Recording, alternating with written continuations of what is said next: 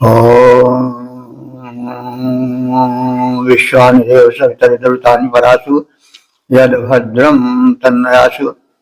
ॐ भद्रं कर्णेभिः शृणुयाम देवा भद्रं पश्येमाक्षिभिर्यत्राः स्थिरैरङ्गैस्तुष्टुवांसस्तनूभिः व्यशेमहि देवहितं यदायुः। ओम प्रेमियों सभी श्रोताओं, संप्रति हम सब ऋग्वेद के अष्टम मंडल के 31वें सूक्त की व्याख्या में प्रवेश करने जा रहे हैं। इस सूक्त में 18 मंत्र हैं। मंत्र 40 वैवस्वत मंत्र, छंद गायत्री और देवता हैं यज्ञ। संबंधित मंत्र का शीर्षक है यज्ञ की महिमा। अब संबंधित मंत्र का सस्वर पाठ प्रथम हो जाए। यो यजाति इत्सनवच्चपचाति च ब्रह्मेदिन्द्रस्य जागरत। इस प्रथम मंत्र में यह कथित है कि जो यजमान यज्ञ करता है और यज्ञ कराता है वो परम सौभाग्य का भागी होता है और परमात्मा की उस पर कृपा दृष्टि बनी रहती है।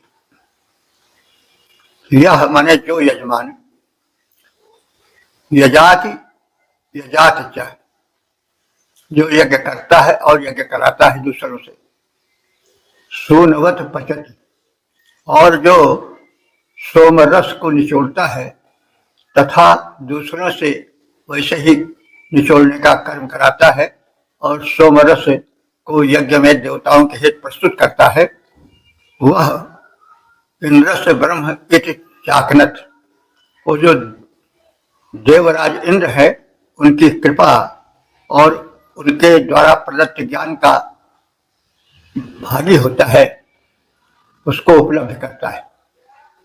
तो जो यजमान स्वयं यज्ञ करता है एवं अन्यों से यज्ञ कराता है तथा सोमरस निचोड़कर तैयार करता है और अन्यों से भी वैसे ही कराता है, तो वह सौभाग्यशाली यज्ञशील व्यक्ति या यजमान परमात्मा के ज्ञान का अधिकारी हो जाता है। इंद्र से ज्ञान प्राप्त करता है, अर्थात जो सृष्टि का रचयिता है, स्वामी है, उसके द्वारा दिया गया दिव्य ज्ञान का उसे लाभ होता है। जो ज्ञानी स्वयं यज्ञ करते अन्यों से भी करवाते हैं, जो सोम निचोड़े स्वयं अन्य से भी वह क्रिया कराते हैं, ऐसे शुभ कर्मी पुण्य प्राप्त कर जीवन सुखद बनाते हैं। वे प्रभु विषय सद ज्ञान प्राप्त कर इंद्र सदृश बन जाते हैं। ओम 8:31-2 देवता यज्ञ और कथन है यज्ञशील का रक्षक इंद्र। अब संबंधित मंत्र का सर्वप्रथम सस्वर पाठ हो जाए। पुराणाशंयो अस्मै सोमम्ररत आशिरम् पादित्तं शक्रो अंहसः। इस दूसरे मंत्र में कथित है कि जो उपासक इंद्र की उपासना करता है और उस उपासना क्रम में इंद्र को पुरोडाश और सोमरस प्रदान करता है, उस साधक को इंद्र पापों से बचाता है। पापों से बचाना कल्याण का द्वार खोल देना है, क्योंकि जितने भी संकट आते हैं वे सब किसी न किसी रूप में पाप से संबंधित होते हैं। तो पाप से बचाने का मतलब हुआ पुण्य का द्वार खोल देना। तो यह माने जो साधक अस्मै इस इंद्र को पुरोडाशम, पुरोडाश कहते हैं यज्ञ में मिश्रित एक चढ़ावा। पुरोडाश यव के अथवा धान के तंडुल के एक बनाई गई वस्तु है समर्पण की, उसे प्रोडाश कहते हैं। यानी यह या चावल का आटा जब पीस करके तला जाता है, एक रोट तैयार किया जाता है, तो वह प्रोडाश कहलाता है। यह देवताओं को अत्यंत प्रिय है और इसका प्रयोग आप मानस भी देख सकते हैं। जब रावण सीता का हरण करने आया तो उस समय तुलसीदास जी ने कहा है कि प्रोडाश चाह रासव खावा, जो देवताओं को समर्पित करने वाली वस्तु प्रोडाश है, देवताओं को अत्यंत प्रिय चढ़ावा है, उसको मानो गधा खाने जा रहा। तो इस प्रकार से प्रोडाश वह याज्ञिक सामग्री है या रोट है जो घी में तल करके बनाया जाता है। और आश्रम सोमे ररत, आश्रम माने गोदुग्ध से मिश्रित संस्कारित सोमरस इंद्र को समर्पित करता है, उससे इंद्र अत्यंत प्रसन्न होते हैं और उस मनुष्य को वे इंद्र अंघसः पाप, अंघसा कहते हैं पाप को, अंग पाप को कहते हैं, अंघसः पाप से, पात माने संरक्षण देता है, पा धातु से पाठ बना है, पापाने भी होता है, संरक्षण भी होता है। तो इंद्र उसे पापों से संरक्षित करते हैं।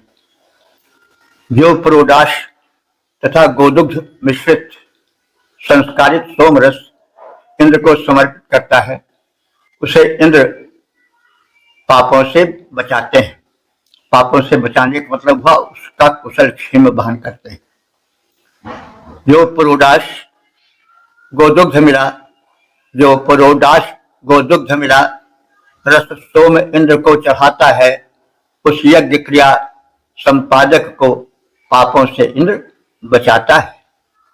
ओम 8:31 देवता यज्ञ शीर्षक यज्ञ करता को लाभ।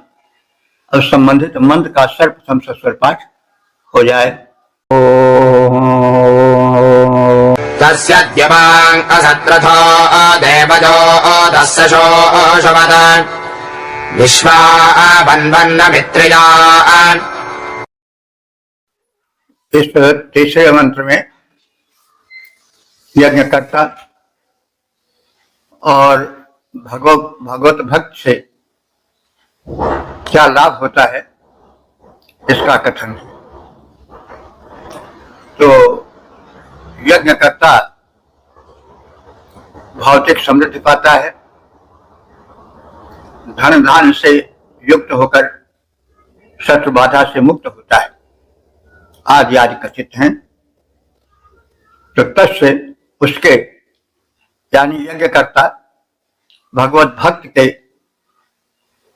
उपलब्धियां, भगवत भक्त की उपलब्धियां ये होती हैं कि देव जूता, देवों द्वारा प्रेरित, जूता माने प्रेरित, देव जूता माने देवों द्वारा प्रेरित वह साधक द्युमान रथ असत तेजस्वी कांतिपूर्ण चमचमाता रथ प्राप्त करता है। तो रथ उस समय का बहुत ही प्रिय और दुर्लभ गमनागमन का साधन था। जैसे आज किसी के पास हेलीकॉप्टर हो जाए तो हम उसको भाग्यशाली मानेंगे, उस समय उस युग का रथ था। तो जो भगवत भक्ति करता है, यज्ञ करता है, उसको देव गण चमचमाता हुआ रथ प्रदान करते हैं। विश्वा अमित्रिया और वह याजक या यज्ञ करने वाला संपूर्ण अमित्रिया माने शत्रुओं के समूह को बनवन माने नष्ट करने में समर्थ हो जाता है। सह शिशुवत वो सभी प्रकार से वृद्धि पाता है, प्रगति करता जाता है। तो जो यज्ञ करता है उसके पास देवों की कृपा से चमचमाता हुआ रथ हो जाता है। वह यज्ञ करने वाला पुण्यकर्मा अपने समस्त शत्रुओं को नष्ट करता हुआ विधिवत संपन्न प्रगतिपूर्ण जीवन प्राप्त करता है। याजक शुभ कर्मों का अपने फल इस प्रकार से पाता है। देवों की अनुकंपा से वह अत्युत्तम रथ पा जाता है। अरिगण समूल होते विनष्ट शुभ दिन कुछ ऐसा आता है। श्री वृद्धि चतुर्दिक होती है, संपन्न परम बन जाता है। ओम 8:31-4 देवता यज्ञ शीर्षक यज्ञकर्ता का घर घृत दुग्धादि से परिपूर्ण हो जाता है। अब संबंधित मंत्र का सर्वप्रथम सस्वर पाठ हो जाए। अस्य प्रजापते गृहे षष्ठन्ते दिवे दिवे इळाधेनुमदे दुहे। इस चौथे मंत्र में यज्ञकर्ता की उपलब्धियों का कथन है। जो यज्ञ करता है तस्य गृहे उसके घर में प्रजावती अषष्ठन्ति धेनुमति। प्रजावती माने संतान वाली, यानी गाय के जो संतानें हैं वे क्या है, वत्स बछड़े। तो वह यज्ञ करता यज्ञ के पुण्य स्वरूप प्रजावती माने वत्स वाली, बछड़ों वाली। अषष्ठन्ति माने संचरणशीला। धेनुमति माने गायों को पाता है। और दिवे दिवे माने दिनों दिन प्रतिदिन इड़ा दुहे, वह गोदुग्ध दुह करके प्राप्त करता है, यानी पर्याप्त मात्रा में गोदुग्ध उसके घर में भरा रहता है और वह संपन्न रहता है, सुखी रहता है। इस यज्ञकर्ता यजमान के घर में सवत्सा संचरणशीला काम दुग्ध काम दुधा यानी कामधेन गाय प्राप्त करता है और प्रतिदिन भरपूर दुग्ध उसे प्राप्त होता रहता है। तो वही है इस यज्ञकर्ता के घर में सवत्सा संचरणशीला काम दुधा गाय रहती हैं और प्रतिदिन वह भरपूर दुग्ध प्राप्त करता है और उसका घर दुग्ध दधि घृतादिक से भरा पड़ा रहता है। तो संपन्न घर के यही लक्षण हैं और ये सब यज्ञ करने वाले को प्राप्त होते हैं। यज्ञ से हमें विस्तृत अर्थ भी लेना चाहिए कि यज्ञ वही श्रेष्ठतम कर्म, जो श्रेष्ठतम कर्म है वही यज्ञ है। तो जो मनुष्य श्रेष्ठ कर्म करेगा, उद्यम करेगा, उसका घर धन धान्य से दधि घृत आदि से परिपूरित ही रहेगा। जो आलसी होगा, जो तरातार के प्रपंच मूल्य रहेगा, वो गौ सेवा कहाँ कर सकेगा और फिर गौ से होने वाली उपलब्धियां उसे कैसे प्राप्त हो सकेंगी। रहती बछड़ों के सहित सुंदर गाय दुधार, याजक के घर में बहे दुग्ध दही की धार। ओम 8:31-5 देवता दंपति शीर्षक है। दंपति के मेल जोल का सत्परिणाम। अब संबंधित मंत्र का सर्वप्रथम सस्वर पाठ हो जाए। या दंपती समनसा सुरत आजधावतः देवासो नित्यजाशिरा। इस 5वें मंत्र में यह कथित है कि सद गृहस्थ का घर संपन्न रहता है। दंपति, पति और पत्नी दोनों का अर्थ देने वाला शब्द है। यह सदैव द्विवचनात्मक प्रयुक्त होता है। तो गृहिणी गृहमुच्यते, तो इस न्याय से जहां सदगृहिणी होती है और पति भी सदाचारी होता है, ऐसे दंपति के घर में सुख समृद्धि नृत्य करती है। तो और संपन्नता उस घर के चरण चूमती है। ऋषि यह आशीर्वाद देता है और देवताओं से अनुरोध करता है कि ऐसे सदगृहस्थ के घर, यहाँ दंपति एक मत वाले होते हैं, सदाचारी होते हैं, उनका घर सदैव संपन्नता से, दध दुग्ध घृत आदि से परिपूरित रहे। तो दंपति इस मंत्र के देवता है।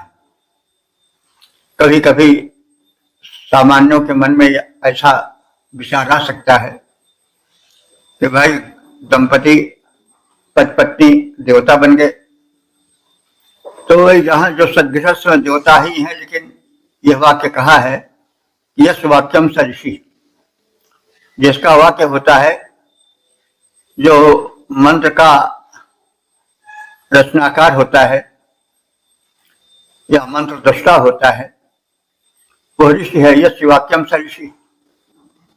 और ऋषणायत उच्यते सा देवता, और ऋषि जिसके विषय में मंत्र में कुछ कहता है वही देवता होता है।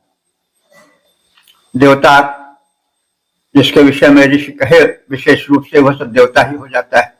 तो उस अर्थ से यहाँ पर दंपति देवता है।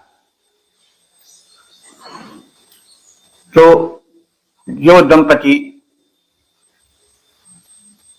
समनसा समान विचार वाले होते हैं,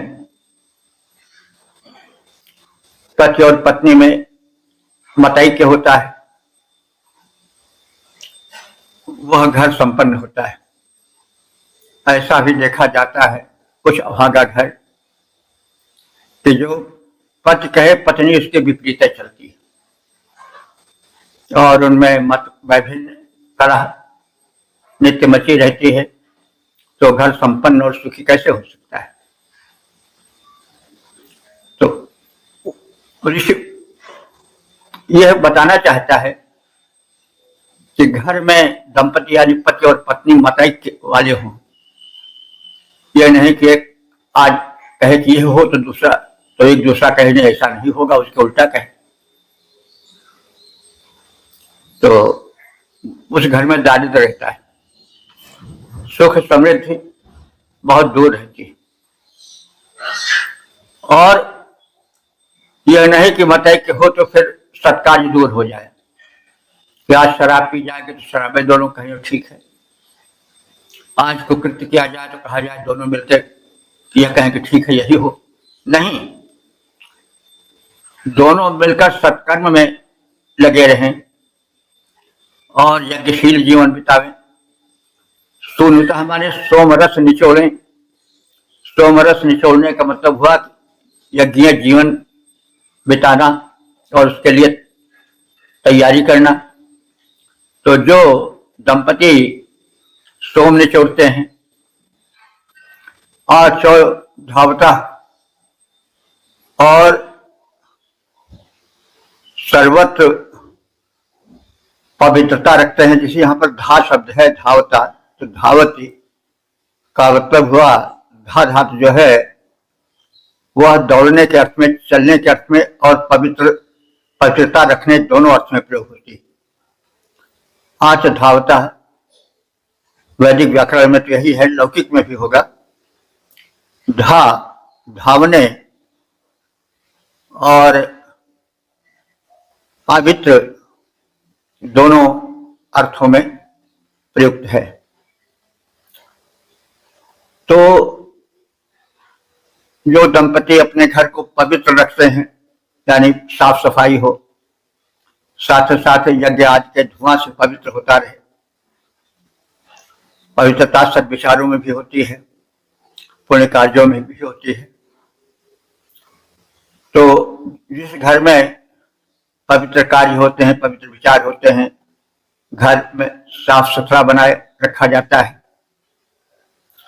तो वो घर उन्नतशील हो। देवासा हे देवो नित्या आशिरा, वे दंपति और उनका घर गोदुग्ध से परिपूर्ण रहे। दूधो पुतो फलो, ऐसा आशीर्वाद दिया जाता था। पहले यह प्रथा थी, आज भी होनी चाहिए कि गोदुग्ध से घर पूर्ण रहे। गोदुग्ध पूर्ण और पवित्र भोजन है, इससे सात्विकता भी आती है और इससे स्वास्थ्य भी मिलता है। समान विचार वाले दंपति यानी पति पत्नी जिस घर में प्रेम पूर्वक रहते हुए देवोपासना करते हैं, उस घर में देवता रहते हैं और वह घर नित्य दध दुग्ध आदि से परिपूरित रहता है। सुमति युक्त दंपति प्रसन्न मन, जिस घर में करते हैं वास, देवों की पूजा में रहते रत उनमें भर कर उल्लास। उस घर में देवता रहा करते हैं, बनकर सदा उदार रहता है संपन्न वह भवन, बहते दुग्ध दही की धार। ओ 8:31 देवता दंपति शीर्षक दंपति के सौमनस्य के सत्परिणाम। अब संबंधित मंत्र का सर्वप्रथम सस्वर पाठ हो जाए।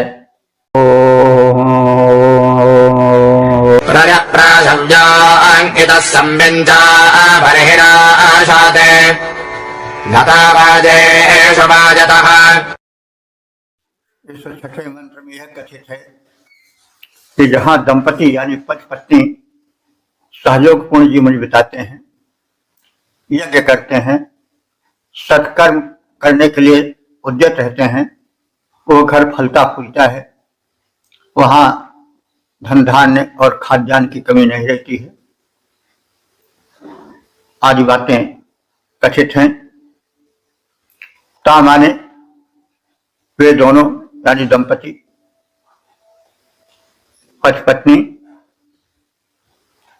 सम्यंच कहते हैं समान मन वाले होकर प्रेम पूर्वक जहां रहते हैं, उस घर में बड़ी आशाते और उस घर में यदि यज्ञासन पर दोनों बैठे रहते हैं यानी शुभ कर्म करने के लिए तत्पर रहते हैं, उस घर में वाजेषु न वायता, वाज कहते हैं अन्न को, पोषक अन्न, तो उस घर में पोषक अन्नों का अभाव नहीं होता है। तो जो दंपति परस्पर प्रेम पूर्वक पूजन यजन करते हैं, समान विचार से शुभ यज्ञ कर्म करते हैं, उस घर में धन धान्य का अभाव कभी नहीं रहता है। जो दंपति हिल मिल करके है पूजन यजन किया करते, जो दंपति हिल मिल कर है पूजन यजन किया करते, शुभ याज्ञिक कर्मों के करने में है निज चित्त दिया करते। वह घर भरा पूरा रहता है, होता है समृद्धि का वास, रहता है धन धान्य सुपूरित, रहता है व्यापित उल्लास। ओम 8:31 देवता दंपति शीर्षक है दंपति देव पूजक हों। अब संबंधित मंत्र का सर्वप्रथम सस्वर पाठ हो जाए। न देवानामपिन्हुतस्वमतिर्न जुगुक्षतः श्रवो बृहद्विवासतः। इस 7वें मंत्र में एक आदर्श गृहस्थ जीवन का चित्र है। और जहाँ मतैक्य रहता है और सद्विचार रहता है, उस घर में समृद्धि नृत्य करती है। दंपति देवानाम अपि हृता। जिस घर में दंपति देवों का अपमान नहीं करते हैं, दोनों देव आराधन करते हैं। कभी कभी ऐसा होता है कि दो में से एक कहता है कि देवों का पूजन हो, दूसरा कहता है अरे व्यर्थ की बातों से क्या, हम तो अपने भुजबल से प्राप्त करते हैं और मेरा ये सब देव पूजन वगैरह समझ में नहीं आता, बेकार है। और पत्नी जो थी वो कहती थी नहीं, भगवान ही सर्वस्व है। अब थोड़ा कहीं हमने ये किसी कहानी में या किसी फिल्म में देखा था कि पत्नी देव पूजक थी और पति उसका विरोधी था, तो वह ईश्वर आराधन को बेकार समझता था और पत्नी उसी में दत्तित रहती थी। घटना कुछ ऐसी हुई कि विमान पथ का टकराया और उसमें सभी मर गए, केवल वही बचा। तो वो पूर्ण रूप से नास्तिक से आस्तिक बन गया। ईश्वर पर उसका विश्वास हुआ कि हम जो है कैसे बचे रह गए, कोई और है संभालने वाला। और जब पत्नी ने सुना तो उसने भगवान की प्रतिमा को पटक दिया कि हम दिन भर पूजा करती रहती हैं, हे भगवान तुम्हें क्या यही करना था, तुम्हारे पूजन का क्या फल है। अंत में वहीं से जीवन बदल गया।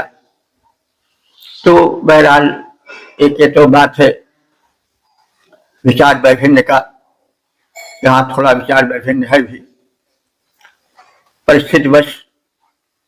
लेकिन इस मंत्र में कहा गया है कि जहां दंपति माने दोनों पति और पत्नी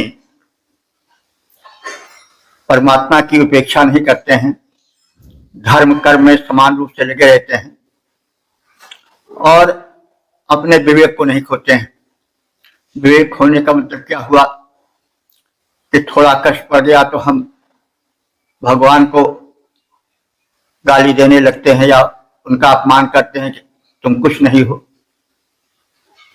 तो यह जो है भगवान की उपेक्षा है। और भगवान के दोनों स्वरूप को ध्यान में रखना चाहिए। यदि कष्ट भी मिलता है कभी तो उसको भी भगवान की कृपा समझनी चाहिए। यदि सुख मिलता है तो उसको भी भगवान की कृपा समझना चाहिए। गोस्वामी तुलसीदास जी ने लिखा है कि जो शिशु तन व्रण होई गोसाई, मातु चिराव कठिन की नाई, यदि प्रथम दुख पावई रोवई बाल यथीर, व्याधि नाशित जननी गणे सो शिशु पीर, तिम रघुपति निज दासक मान हर हेत लागे। तो ऐसा दृष्टिकोण रखना चाहिए कि वह परमात्मा हमें निरर्थक कष्ट नहीं देगा। ऋग्वेद में भी एक स्थान पर कहा गया है कि नमस्ते नमस्ते स्त्रिते नमस्ते तेस्तु विद्युते नमस्ते तेस्तु यतः स्वः समीक्षते।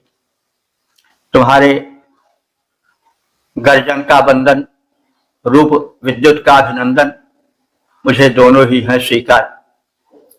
हमें सुख स्वर्ग दिलाते हो, पंथ भूला बतलाते हो, भुला सकता कैसे पुकार, तुम्हारा जो भी रूप प्रसाद, सभी से मुझे बराबर क्या प्यार।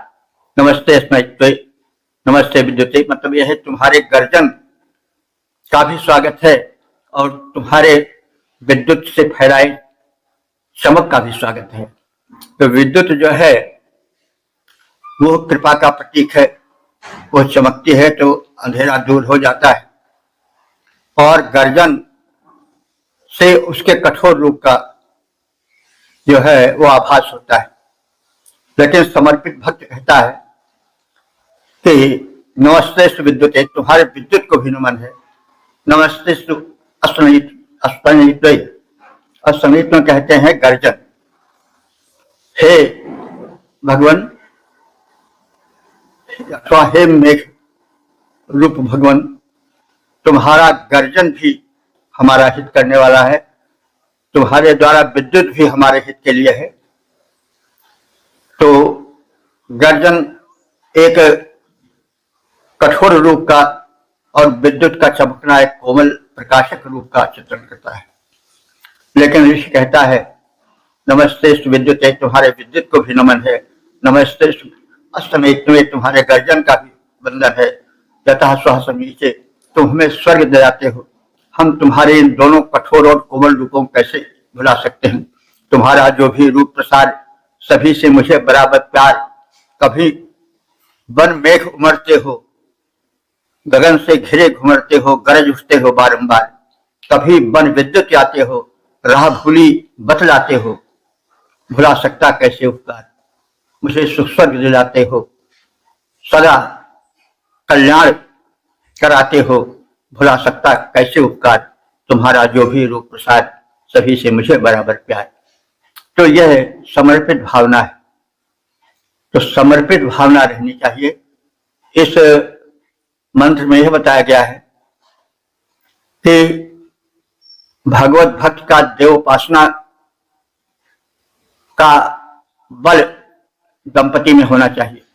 दोनों एक मत के हों, दोनों आस्तिक हों, एक परम शक्ति में विश्वास रखते हों, और किन्हीं भी परिस्थितियों में अपने विवेक को न खोएं। हो रहा है जो वो भगवत कृपा से हो रहा है। तो इस प्रकार ऐसा ही कुछ संदेश इस मंत्र में है। दंपति देवानां न अभिनुतु, दंपति जो है देवों का कभी अपमान नहीं करते हैं, उनके विरोध में कुछ नहीं कहते हैं, उनकी कृपा के विश्वासी होते हैं प्रत्येक परिस्थिति में। सुमतिम न युगुक्षतः, वे अपनी सुमति को कभी नष्ट नहीं करते हैं, यानी सुख दुख में बौखलाए नहीं जाते हैं, परमात्मा को दोषी नहीं ठहराते हैं। बृहतस्व विवासता, ऐसे आस्तिक भगवत विश्वासी देव पूजक व्यक्ति महान यश को प्राप्त करते हैं, सुख समृद्धि के भागी बनते हैं।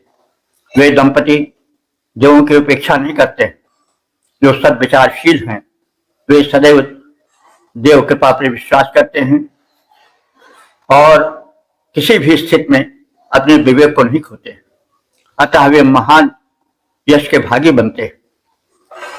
जिस घर में दंपति न कभी करते हैं देवों का अपमान, कभी न खोते हैं विवेक को, पाते हैं वे सुयश महान।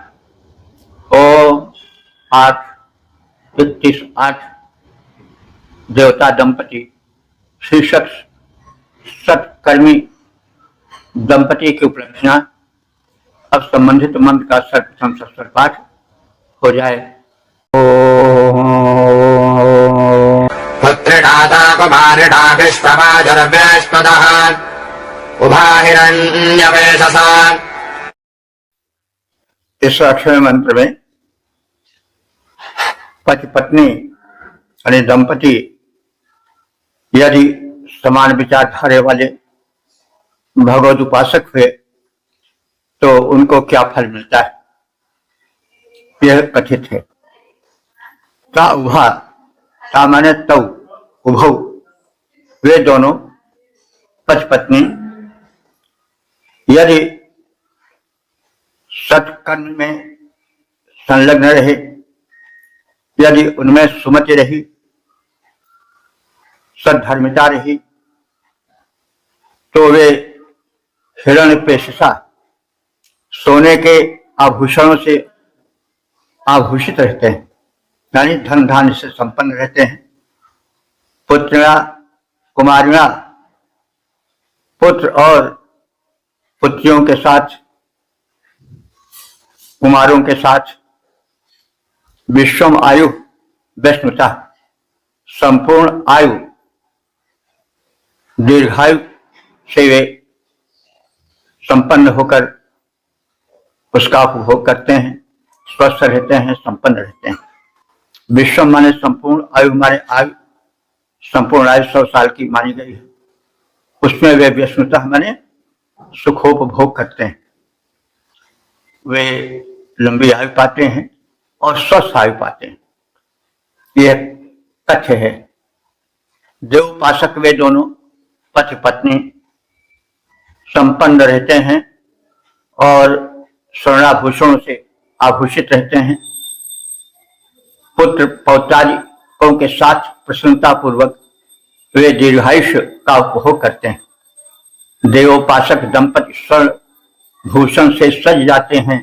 देवोपासक दंपति स्वर्णाभूषण से सज जाते हैं। वे पुत्र पौत्र से युक्त सुखी पूर्ण आयु प्राप्त कर सुख पाते हैं। ओम 8:21-9 देवता दंपति शीर्षक है देवोपासक दंपति की उपलब्धियां। अब संबंधित मंत्र का सर्वप्रथम स्वर पाठ हो जाए।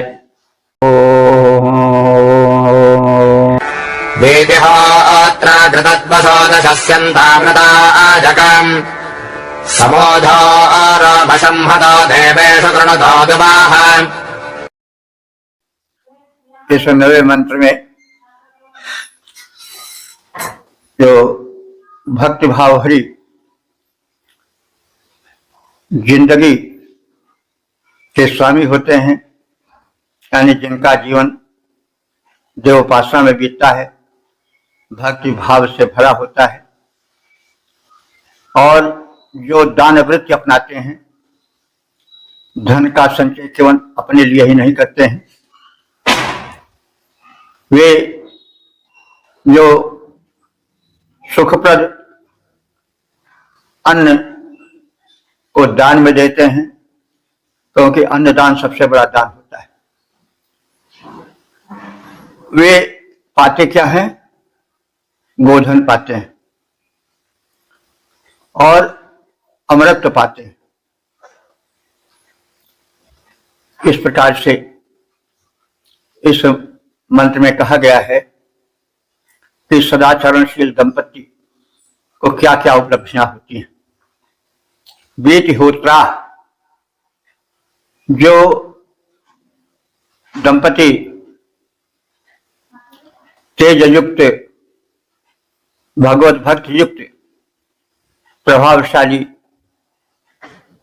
स्तुति करते हैं, प्रिय वाणी बोलते हैं, कृतज्ञ वसु, और वसु माने धन होता है और धन का दान करने वाले होते हैं, दानी होते हैं, यानी प्रिय मधुर वचन बोलते हैं, साथ साथ धन का दान करते रहते हैं।